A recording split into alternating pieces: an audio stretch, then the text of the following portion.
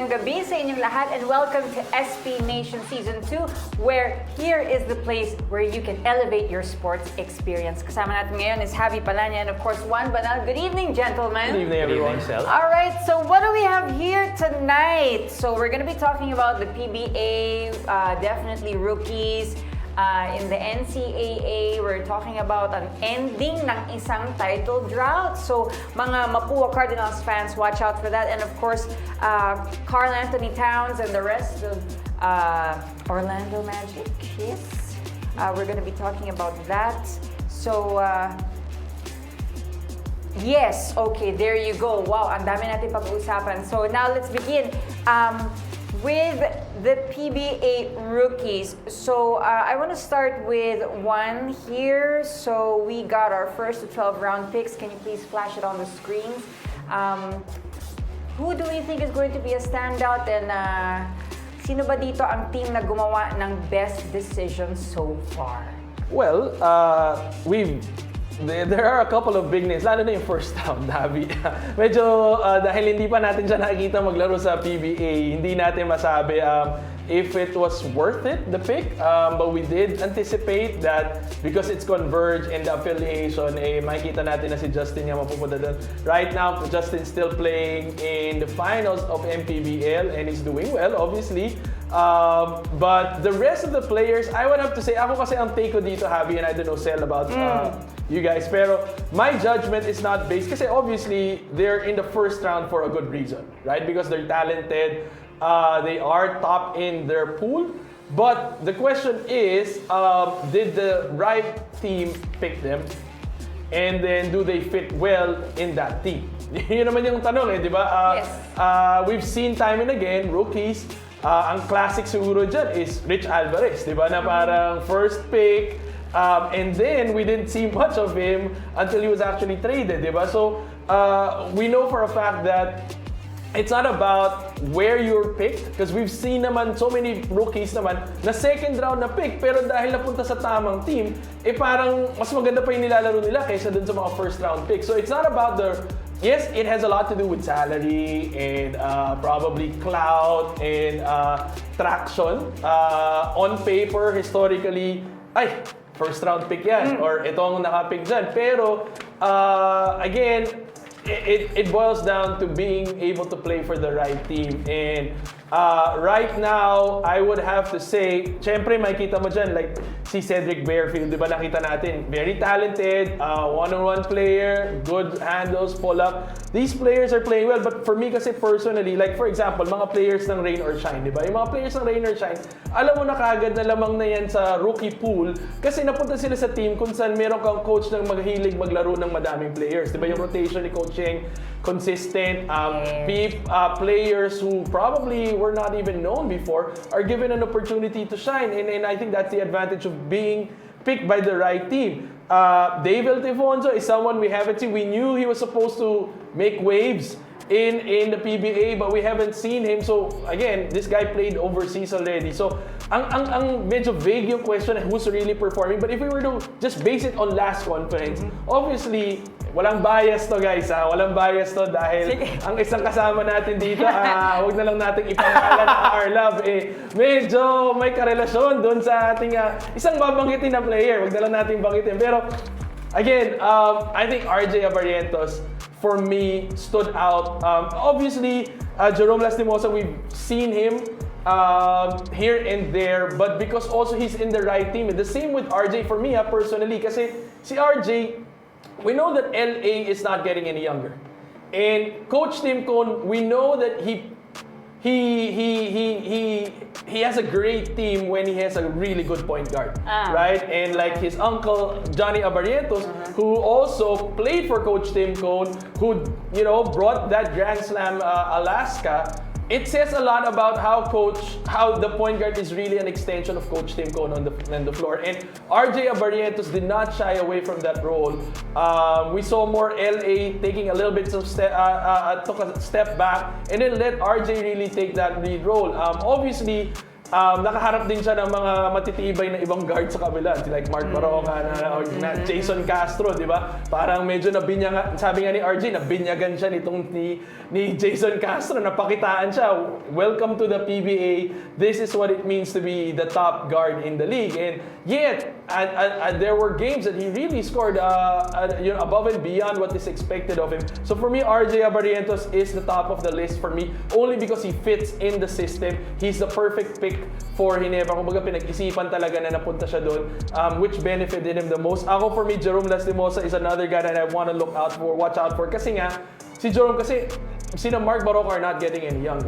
And they need a legitimate point guard in Magnolia. And then they're being coached by a good point guard in Coach Chito Victorero. Yes, so that's kind of beneficial also for Jerome Lastimosa. But then guys like CJ Cancino for me, also good fit in Meralco. We saw him really play good quality minutes.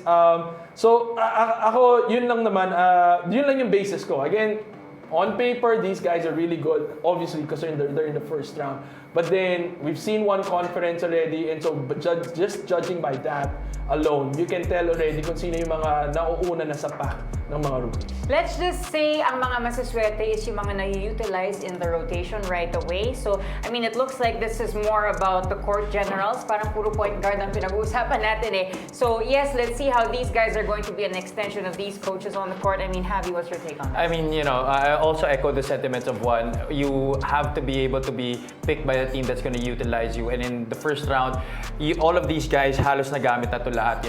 They've been perfect fits sa kanilang mga team. But maybe a few guys who you can point out that haven't really been performing well. I think one guy is Kai Balungay, who hasn't really been showing out. He was the 4th pick of the first round in the last PBA draft, and he's a guy that may not be in the right team as of now. He's only in his second conference. Jerome Lastimosa is also a guy that we want to see more of because of the injury that he came back from, and he's been playing well so far para kay Coach Chito Victorero.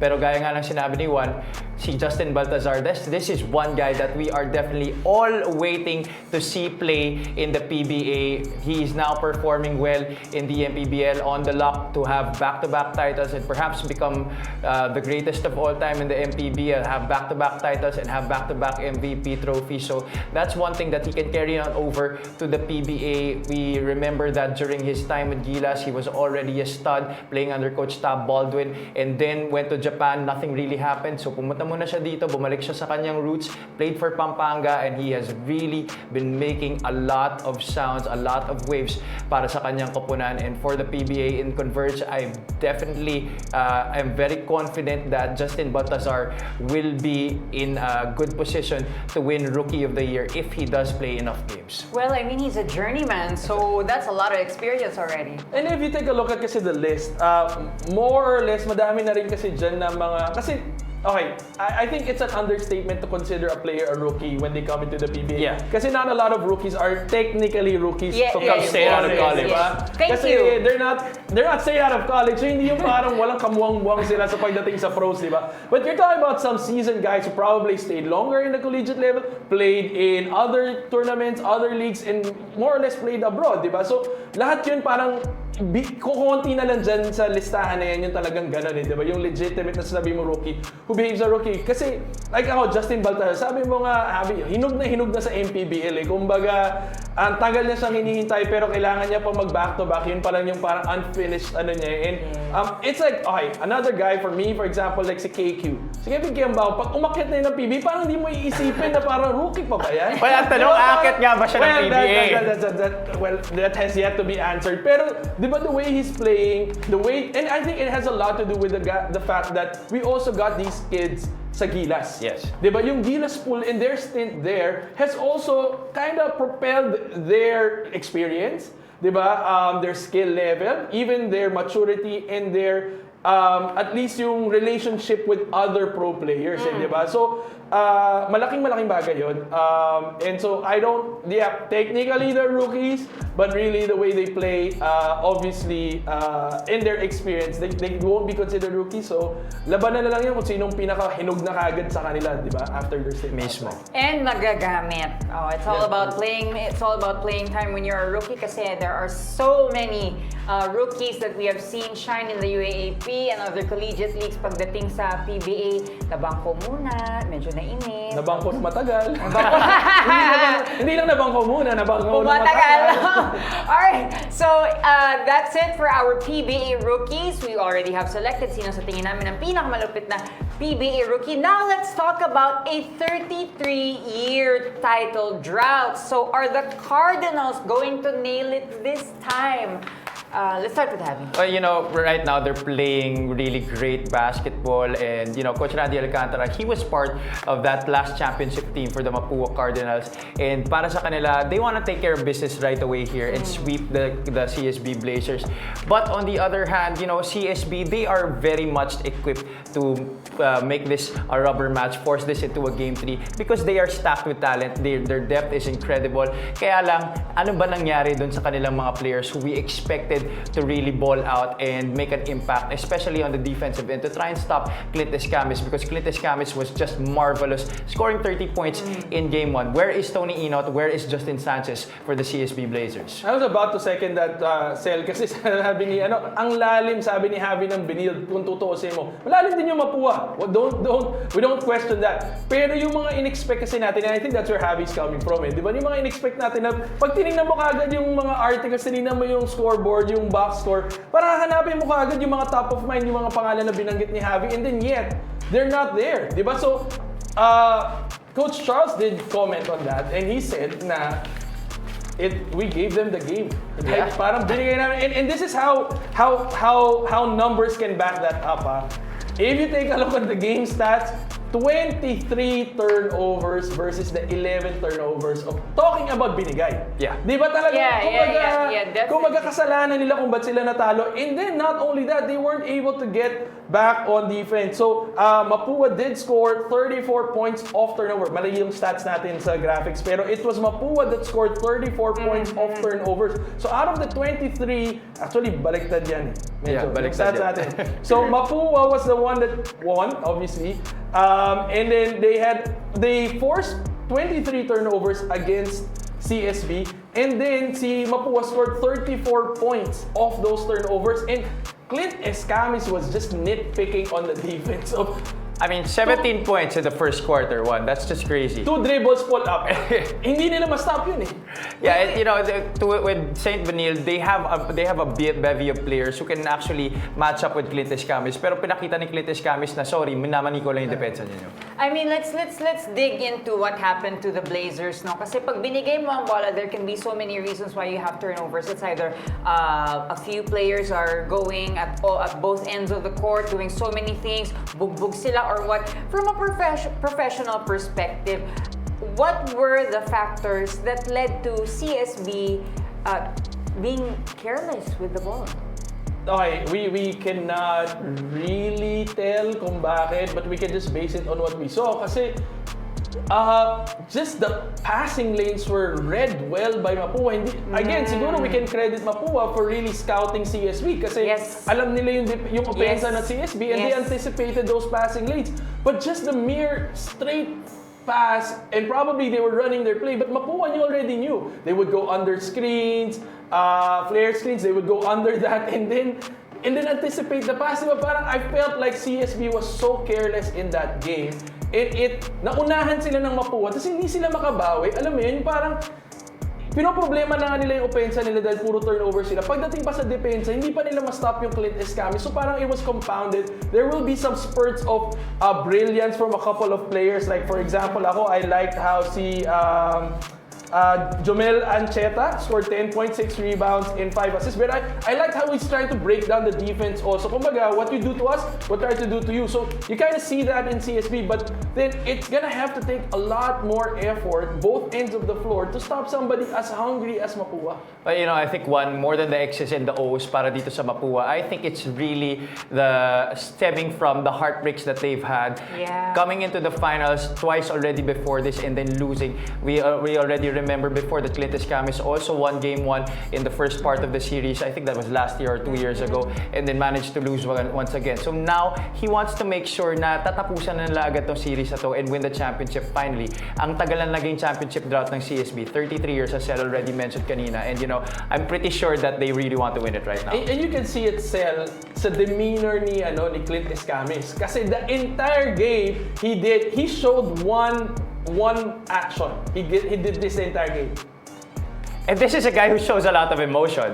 Every single time, he was like, and he knew, and he's learning from the pain of last season. Yes. That Game 1, it's not done. The job is not done. Yeah. Hindi pa tapos ang laban. And so we gotta keep our calm. He's seen this happen before at ayaw niya na maulit yung same heartbreak. For him, rookie MVP means nothing if you don't win the championship, and that's the maturity of a Clint Escamis. And so, and he took charge when he needed to take charge. He showed he led by example, diba? And yung kagandahan ng may Clint Escamis, which we were looking for in CSB. Yeah. The veterans that we were hoping that would step up in CSB, that would lead the way, we didn't see. And so we're hopeful that this becomes a good series, and CSB turns it around in the second game. I don't think even lack of experience should be mentioned here for the CSB Blazers, because these guys that we mentioned earlier, Enot and Sanchez, these guys have already been to the finals with San Beda. Yes, this is their first final series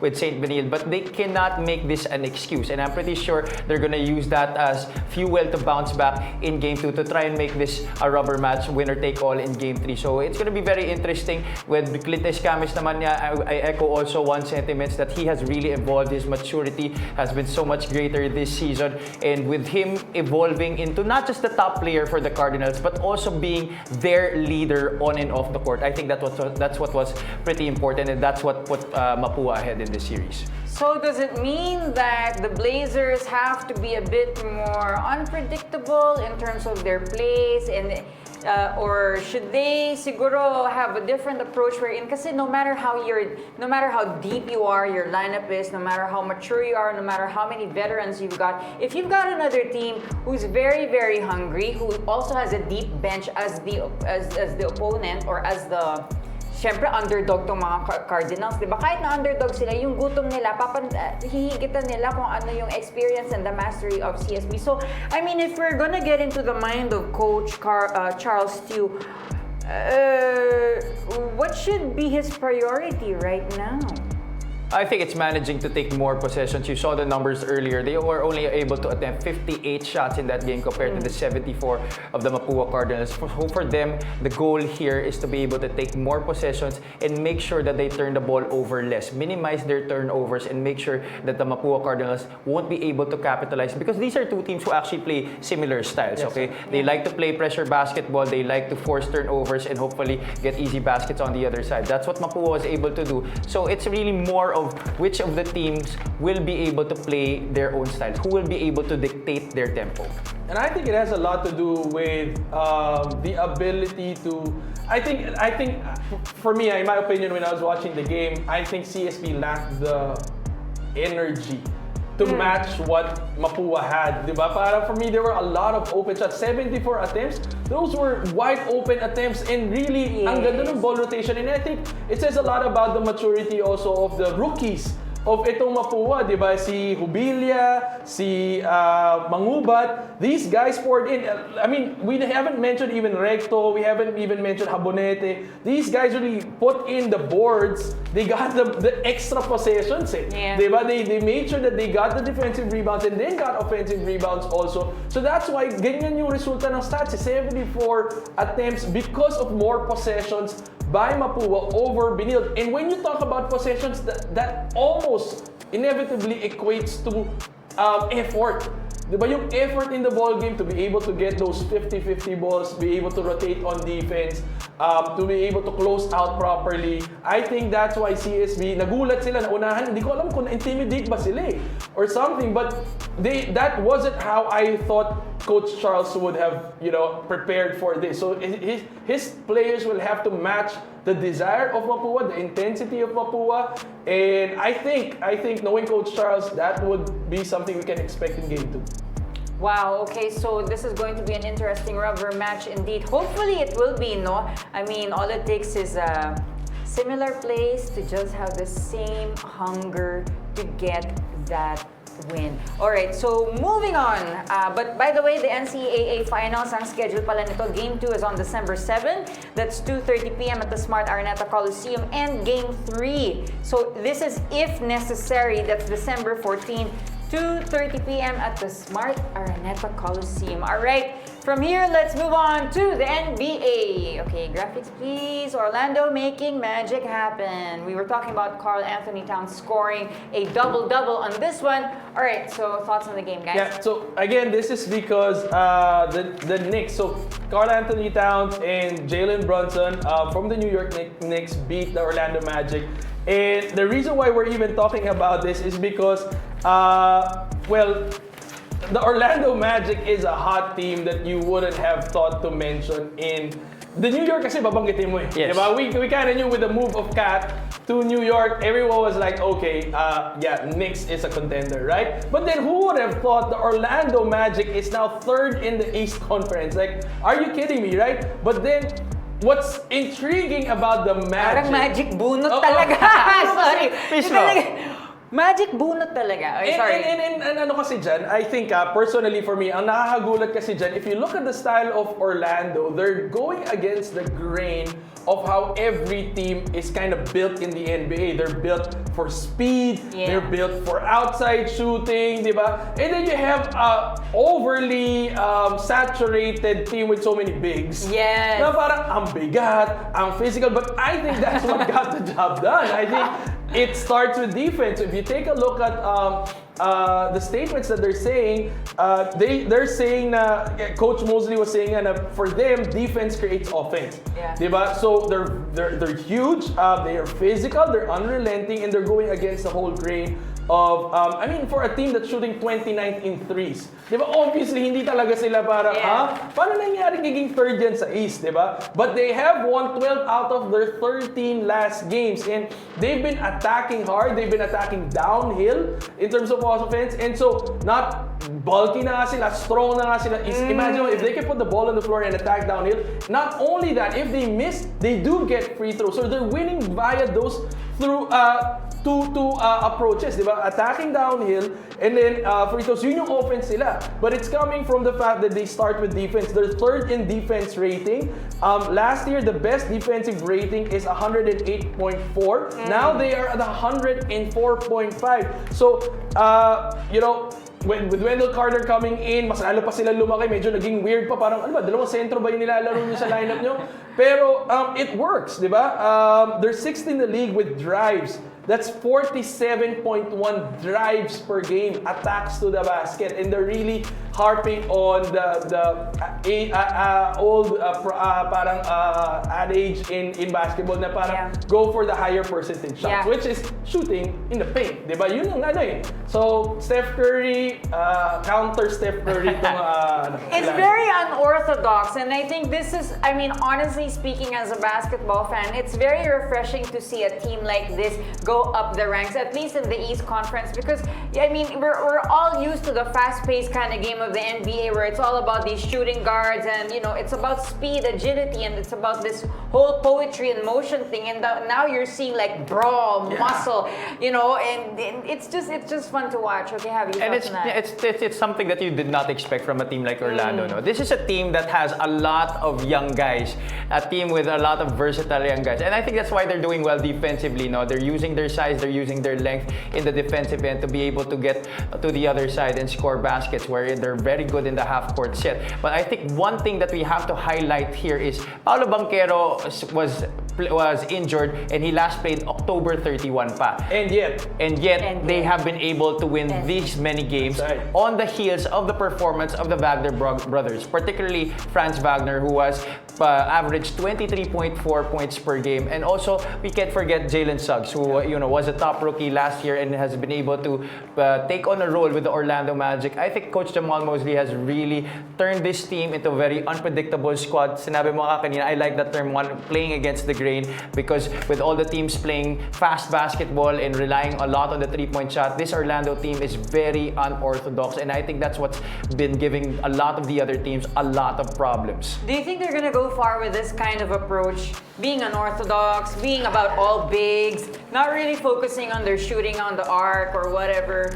So yeah, guys. I think it's a line-up problem. Kasi if their team is stacked with bigs and guys that can, bruise it out with the soft, hindi naman softer, more agile, more slender, quicker NBA teams, di magkakaproblema, di ba? Kasi ako mas tataya ka pa rin doon sa, sige, sabihin natin na ang 3 points. Mas 3 points pa din yan, di ba? With lesser effort, bitawan mo, 3 points pa din yan. Kaysa yung dudugo ka para lang maka 2 points. Pero, at the end of the day, ano pa rin yung higher percentage? Di ba? When you have off nights, shooting a layup has lesser off nights. Does That's that make right. sense? Yes, right? it makes So a lot of parang, sense. mas mataas yung off nights mo as a shooter from the outside. And so, ako, kasi ang problema dito is karamihan ng team nag-adjust dun sa speed ng mga nag-champion.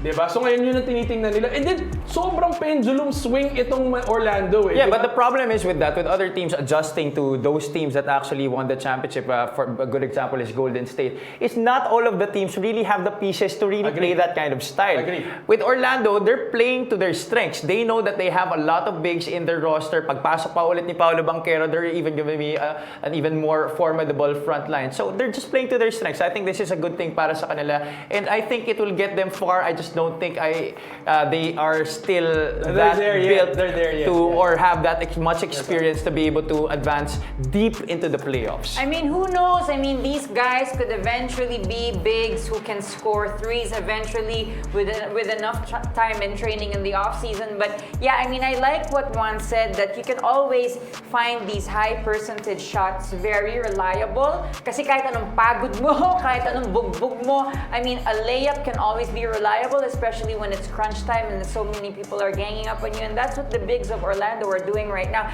And okay, so that said, so any last words about this NBA match? Well, for Orlando, I think with Paolo Banchero coming back, this is going to be an even more dangerous team. So the whole NBA should better watch out for them. But it's still not certain if they will go deep into the Eastern Conference playoffs. They will make the playoffs, but I'm not sure if they can match up all the way into the Eastern Conference finals. All right, so Juan? Same sentiments. Again, it's a young team, like what Abby said. Ako nga kasi, the thing about this is that will teams have enough time to adjust to the kind of style of play that they have? Kasi if it's a lineup problem, then paano ka mag-adjust kung lineup problem? Magbubuo ka na naman ng bagong team para gumacha mo. Pero, di ba? Kasi nga sila, they're built to be, para silang tangke. Alam mo, so para sa mga nagdodota dyan. Tangke ito eh, di ba? Makapal sila eh, di ba? Makapal yung team nila eh. So, parang mamimili ba ako? Di ba? Kung draw ranger ka ba or something, di ba? So, sa labas ka ba? Anong gagawin mo sa tangke, di ba? So, inevitably, when you play, di ba? Kung nagdodota man kayo, yung tangke, long gaming yan eh, di ba? Long gaming yan, tas pakapal ng pakapal eh. So, mag-a-adjust ka talaga ng lineup. So, ngayon, it's either you make your outside shot really well and give that inside point to them, or add some bigs, which is again a question mark if teams can actually. Napakahirap na trabaho. Grabe yung reference sa Dota, Brad. Kaya nga nagulat ako dun Sana yung mga nagdodota lumabas mamaya sa ating mga social media comments. Abangan natin yan. But for now, we will go to our SPN picks. So dito sa ating last segment, we have our SPNation Plus NBA expert picks. So we will dig in with our games tomorrow. Meron tayong mga 6 games, but we are just picking 3. exciting games, and we will share our expert picks to you. So our first game is between the Lakers against the Heat. Graphics, please.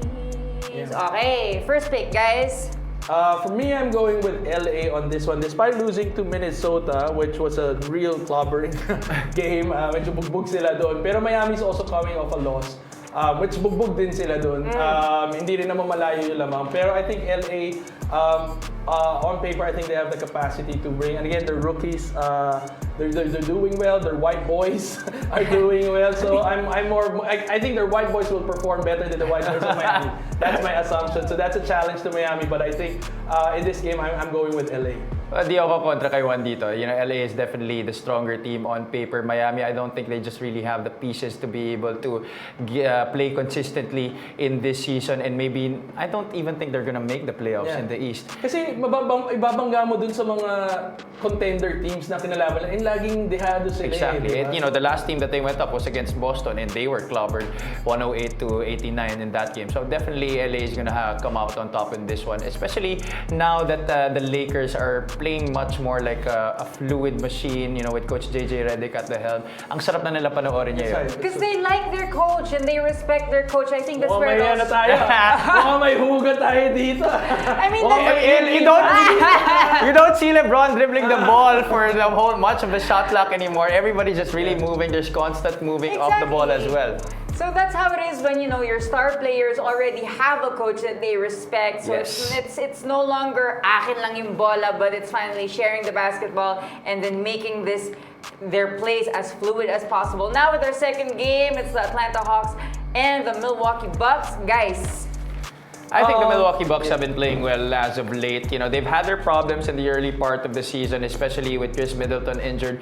But I think they're slowly starting to get the groove of it. And against Atlanta, they are definitely the much more stacked team. And I think with them coming into the NBA Cup, this is a lot of motivation for them to win as much games as they can, especially with the struggles that I mentioned earlier. And, you know, I think Coach Doc Rivers, despite all the things that have been said about him, he's still a veteran coach who can handle players like these. So I think Giannis Antetokounmpo and his crew will definitely come out on top against the Hawks in this one.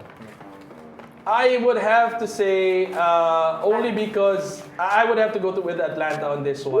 really? Why? Yeah, I have to say. But you kind of hesitated when you said No, that because back again, it's going against my better judgment. Only because I am a fan. I'm waiting for Milwaukee to make it back to the finals. To be honest, I'm hoping that they're. I mean, they gave up Drew Holiday. Yeah, And that for was me, a big mistake. Big mistake. And for me, okay, sana naman mag-pay dividends yung kay Damian Lillard, di ba? Don't you think they're doing like a long-term investment, di ba? Parang sa business lang yan eh. You're letting go of don't know. But for kasi, something long-term, I don't know. I felt like Drew was major for me. I felt really bad. He was the anchor of that defense. That's why I kind of want them to lose for... Kasi binitawan niyo si Drew eh, di ba? Pero and then, kanino siya napunta? And then, sino nag-champion? Yeah, exactly. Diba? Pero ako again, for Atlanta, I think just the win last game, 124 versus 112.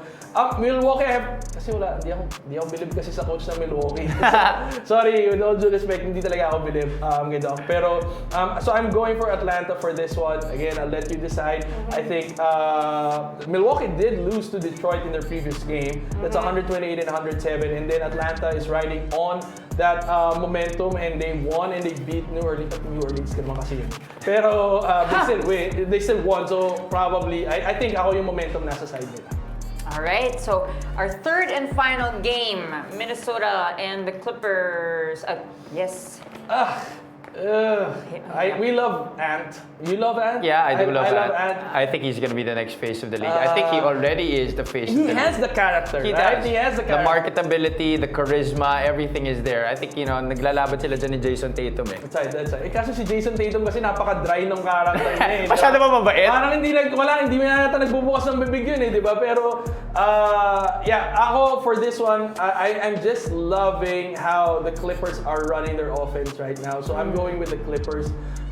For some reason, people didn't think that they're gonna make it, that they're doing well. I think people on paper thought that Minnesota was a hot team coming into this season. But then LA Clippers are proving everybody wrong, 14-9.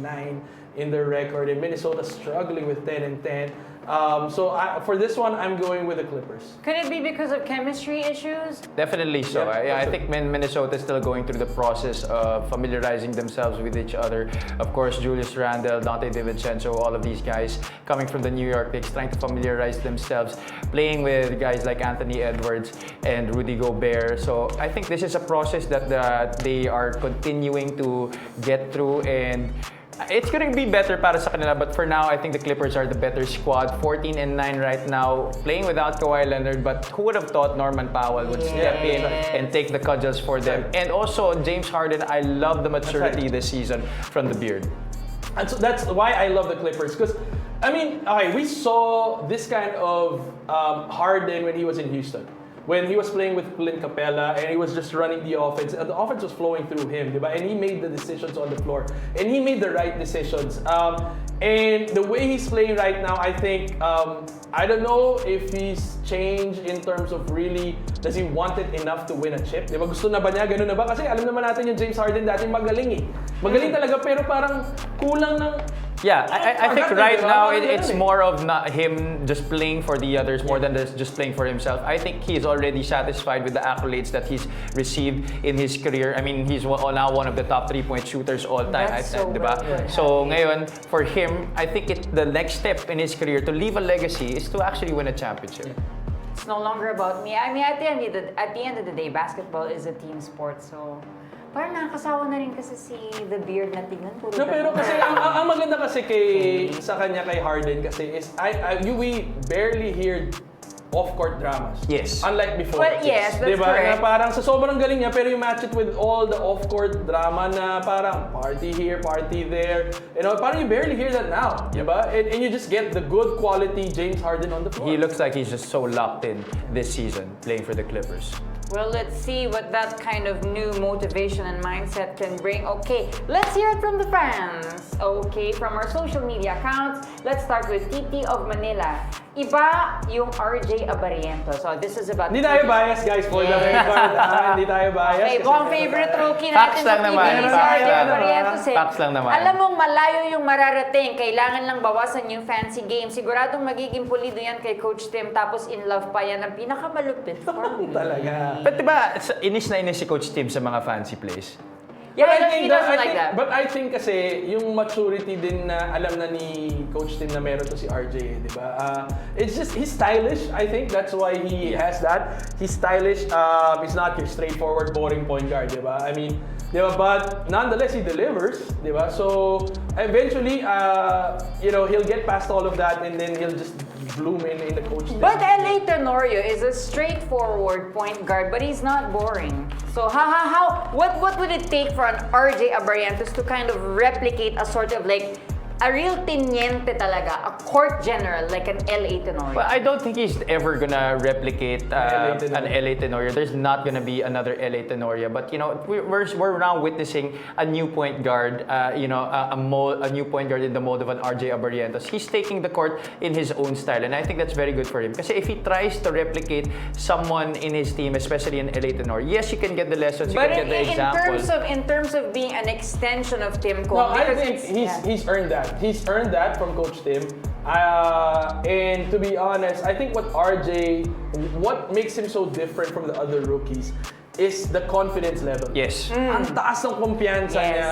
And parang kahit saan yata siya mapunta, ganun kataas yung kumpiyansa niya kasi kahit nung naglaro siya abroad, nakita mo ganun din eh. Di ba hindi naman nagbago yung laro niya, parang it's not gonna change his game for anyone else, right? Exactly. And just this is what I bring to the table whether you like it or not. And right now, I think Coach Tim sees that.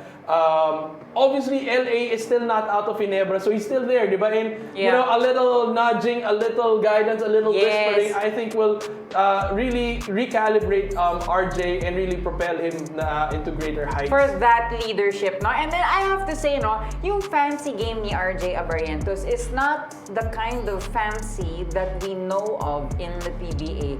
Just my thoughts, kasi if we're gonna talk about fancy game, we have a lot of dribblers in the league.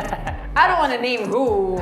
Pero yung talagang ano lang talaga, papogi lang. Tipong patapos na yung shot clock, forma Parang pa rin. kanina ka pa may hugot, Sel, ha? Parang mapapansin What ko lang, is ha? it with today? For Miss Sel Guevara. Si Miss Sel Guevara, medyo madaming hugot na baon today. Hindi naman, it's just that, Ang daming parinig, eh. so Dahil ba yan sa buhok o... a lot of secrets in my head. Parang ano kasi, information just gets volunteered to me. Hindi ko alam bakit but you know, I Parang just gusto mo na magbigay ng konting ano? Name drop na tayo ng konti dyan. little by little we will. Okay, moving on to our next Move on to the next Move comment. on to the next. Ayaw man lang. Wag, ayoko. Kasi mahirap na. Baka maano pa tayo, ma-Twitter pa tayo. Okay, Power Max says, inaabangan ko si Balti kaso nasa MPBL pa. Tingin nyo ba may instant impact siya sa PBA? Yung superstar ba agad ang datingan or same lang like other bigs in the PBA? Okay, first of all, ano bang ibig sabihin kapag sinasabi nating same na big sa PBA? Tamad mag-tres, malaki, hindi masyadong pumoposte, ganun ba?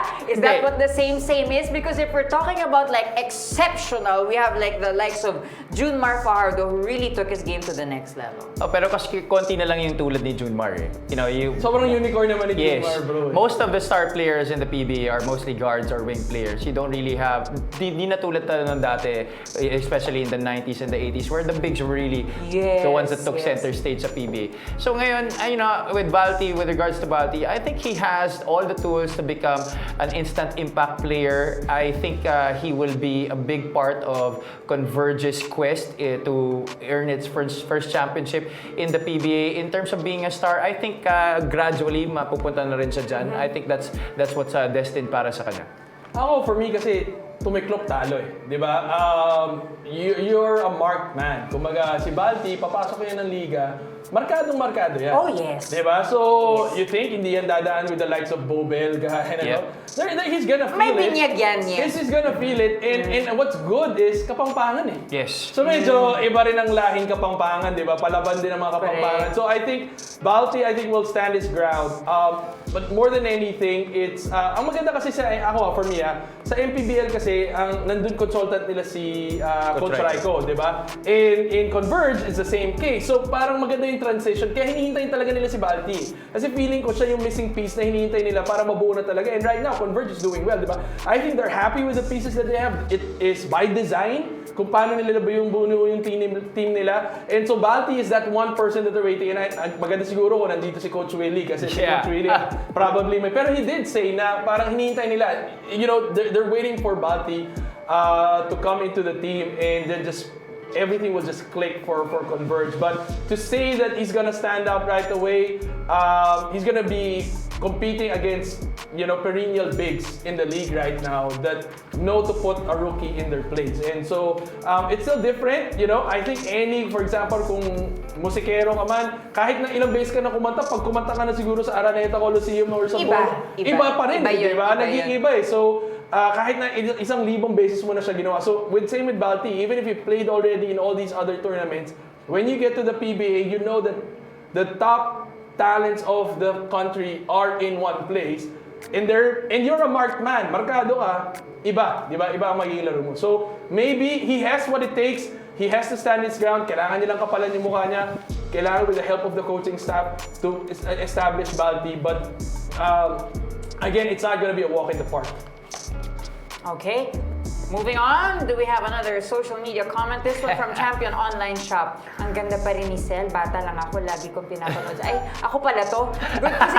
Ay, ano? Ayaw ba, Javi? Wala tayong bukod dito? Ba't parang si Sel lang yung kinakomment? Bakit ganon? Hindi mo sinabi, pogi si Javi. Hindi wala ka nang binanggit sa akin. Tapusin ko na yung comment bukod dito, ha? Bata pa lang ako. Lagi kong pinapanood sa PBA yan. Good to see her back sa hosting gigs. Isa ka sa mga best PBA courtside reporters. Hope to see more of you. Thank you very much. Para naman kumalma ka kasi So, parang kanina ka pagalit. medyo mainit eh. Pero at least itong compliment na to, I hope that puts a smile on your face. I think it's just so fun to be in this position and no longer be on the sidelines kasi there's just so much information that gets to me. Ano ba yung mga information na yan? Hindi ko alam. Baka naman, Can you please spell just a little tiny bit? Baka naman si SPNation na mauna naman sa mga Kaya script mo, di ba? I mean, ilagay na lang natin sa script para you cannot quote me on it. I mean, it's interesting. But again, thank you for that. And yes, you will see more of me when I'm here. Thank you. Bye. Sana pag more dito si Sel, mas madulas siya, di ba? Parang madalas-dalas yung pag... What? Mahirap. Pero yan. napansin ko, medyo dumadalas siya the past few weeks. Ayan, konti na lang happy. Medyo may maririnig na tayong mga pangalan dyan. Uy, saan galing yun? Wala sa script yun. More scoops, the better. Okay, ito from Cuatro Indios Productions. Sana mapuwa na, pero sana manood sila Atoy. Oh, this is a classic. Manood sila Atoy ko and Alvin Patrimonio to show support. Pati si Coach Joel, papuntahin mo 1F. Hats mo! I wonder how your father feels about the current he's fans. excited. Well, he's not here. Nasa Spain po kasi siya. Nandun siya ngayon. But he is watching, he's supporting. He wanted to come. I think Grand Alumni Homecoming nila sa January, so it would be good to celebrate that with, kasi 100 years na ang Mapua University next year eh. So it would be good to celebrate that with a trophy, di ba? Ang saklap naman nun kung matalo sila tapos 100 years parang pero ako nga, again, I'm torn because, well, my son plays for Mapua Red Robins. My middle name is Mapua, 'di ba? So parang dapat lang Mapua ako, 'di ba? Tatay ko naglaro sa Mapua, kapatid ko naglaro rin sa Mapua. Close ako sa coaching staff ng Mapua. But at the same time, I have Coach Charles on the other side na, I'm good friends with also na we're hoping also that so I'm expecting a really good. I think there might be a game 3, I don't know, but Mapua is due. The last time they won was 1991 where they won back-to-back with the winning shot of Benny Cheng. And my dad was the coach for that time. So yeah, kung pwede na, baka ako na lang representative na Mapua pag talaga. Feeling ko, Juan, you're speaking as if you just want to wear your analyst hat on. Mahirap kasi. Mahirap. Para mahirap sa'yo para mag-analyze na walang bias eh. No? Mahirap mamili. Kasi sabi mo nga kanina, pati middle name mo, Mapua eh. Wala, tayo, inclined to choose Mapua. Pero again, ang dami kasing affiliation connection sa Mapua. Pero again, both schools deserve to win already. It's been a long time coming. But parang out of the two, parang gusto mo isipin, parang yung Mapua kasi ilang beses na to nandito, tapos natatalo, di ba? Parang... Exactly. At saka yung Mapua kasi parang kumbaga, si Clint, hanggang kailan pa natin makikita yan? Malay mo, umalis na yan next year if he doesn't win. So, hopefully, they get a championship right now. I know Benil, they still have a bevy of talents waiting in the wings. I've seen the people that are waiting in Benil, and I'm telling you, it just gets better for Benil. I know, that's why. So, I mean, we want a fairy tale championship now. I'm sorry, I'm gonna have to take Mapua on this one. Yeah, Di ba same. Mapua tayo? Yeah. Same, sorry. All right, next do we have more? Okay, this is our last comment. It's from Ian Makabagdal. Parang Disneyland lang. Okay, going to the NBA. Parang Disneyland lang yang Orlando. They don't stand any chance against my Celtics. Mahihina yung nakalaban during that 12-2 run. Facts. Yeah. Is it a hashtag fact indeed? Yeah, he's correct. Yung mga nakalaban nila during that 12-2 run talagang teams that are not really contenders. If you look at the standings earlier, there weren't really a lot of perennial playoff teams dun sa nakalaban nila. But kaya malalaman natin in the next games that they will have if they are for real, because that is the time na makakalaban nila yung mga Bostons, yung mga LAs of the league. Agree.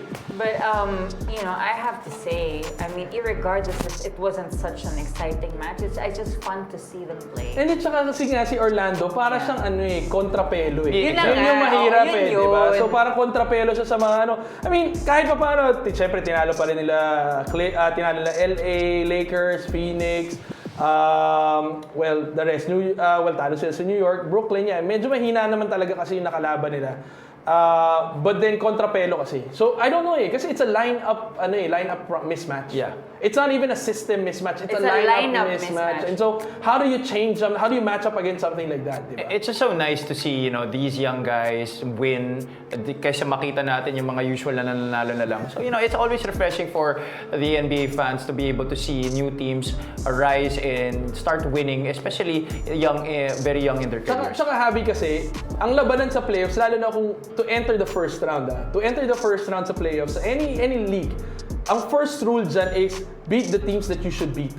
Di ba? Kumbaga, yun yung Explain. una di ba? So, kumbaga, yung mga teams na dapat kaya mong talunin, tinatalo mo. Yeah. Kasi pagka natalo ka nun, huwag ka nang umasa. Kung yung mga teams na dapat tinatalo mo, natatalo ka di ba? Huwag ka nang umasa na pumasok. Pero kasi yun yung ginawa nila dito. They got the job done, di ba? Na parang, yung mahihina, at least sinigurado namin, tinalo namin yan. Ang mahirap dyan, pati yun, tinatalo ka, talagang aasa ka pa bang papasok ng playoffs.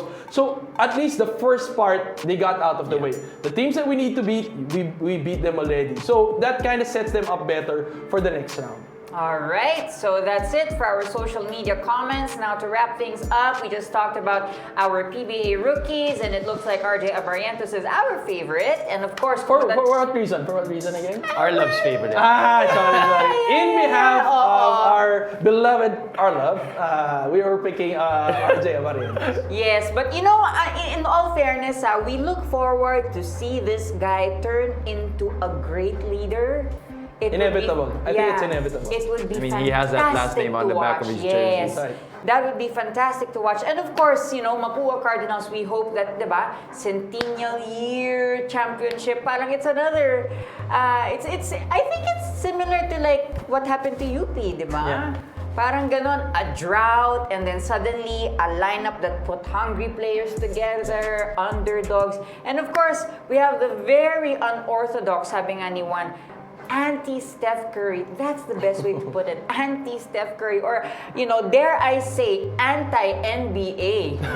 Oh. Anti-NBA. Sorry. You heard it first from Sel Guevara.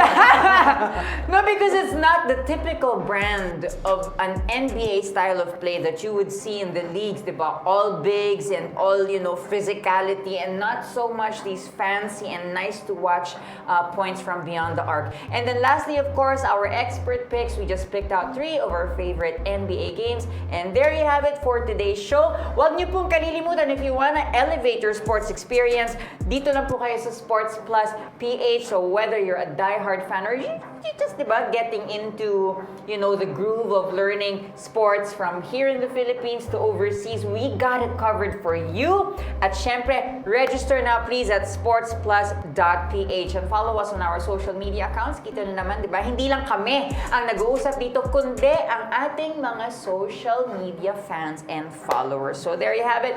This has been Sel Guevara, Juan Banal, and Javi Palanya, and this is SPNation Season 2. There's a bunch of different things that just put it all together. Everything has a different meaning.